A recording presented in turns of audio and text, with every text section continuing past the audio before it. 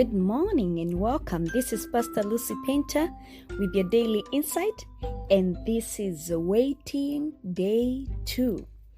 Yesterday we started a topic on waiting, and I said that in the process of making progress, things do not happen as fast as we would expect them. There is that moments of waiting, and we need the grace to wait. And we said yesterday that David was in such a place where waiting seemed impossible.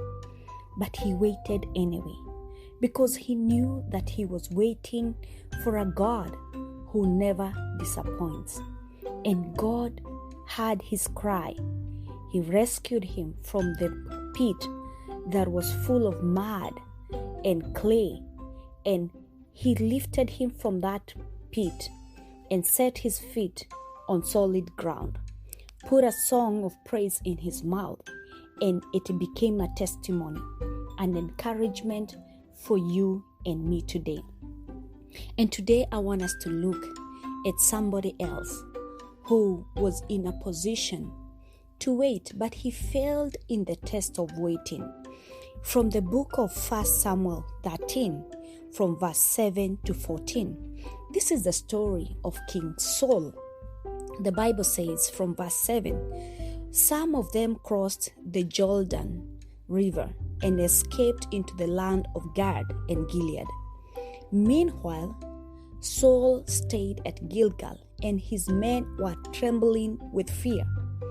Saul waited there 7 days for Samuel, as Samuel had instructed him earlier.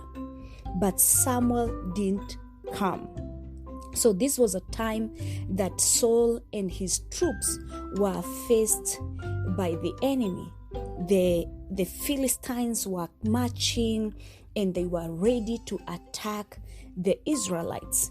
And here is Saul with his men. They are trembling in fear. And the prophet had told Saul, "You wait for me for 7 days. I will show up. I will come, and I'm going to raise an altar. I am going to dedicate you unto the Lord before you go for battle."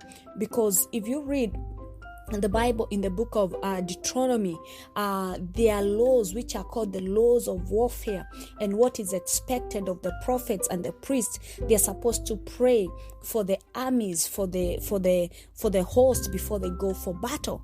And so we find that Saul stayed at Gilgal, and his men are trembling with fear, and they waited there for 7 days.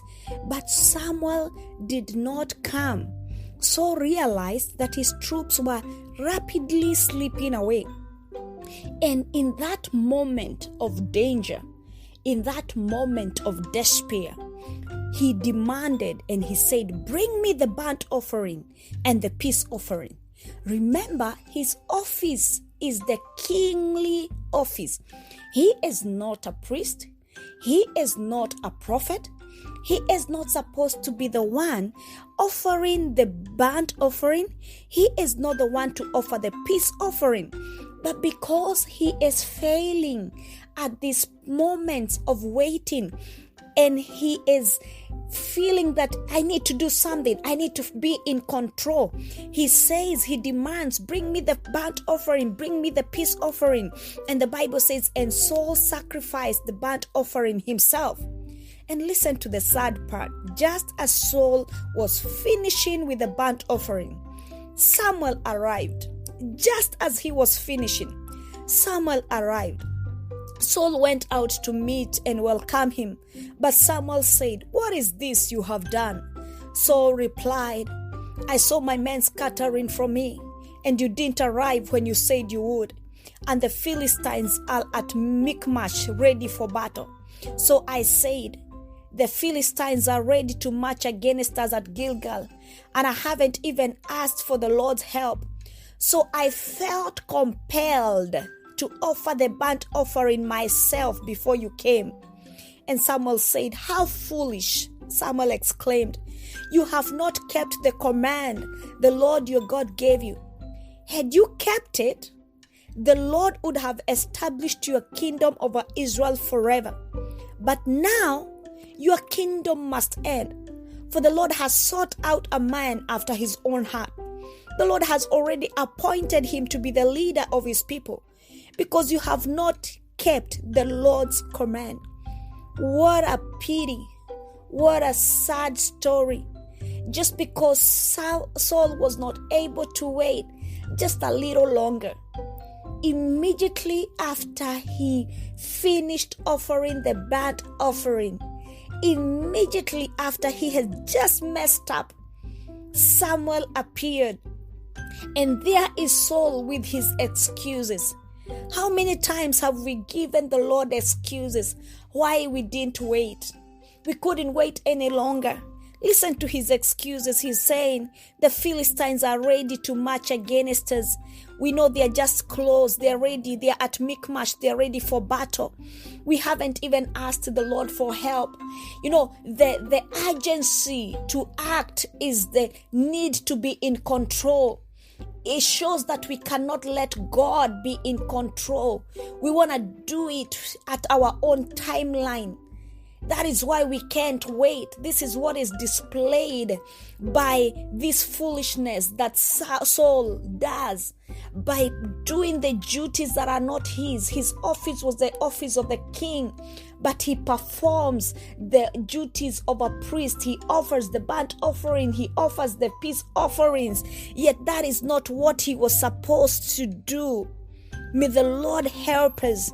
And just like I said yesterday, may you receive the grace to wait in the pursuit of making progress.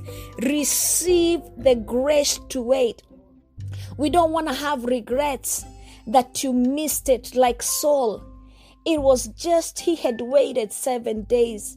What was just a little longer?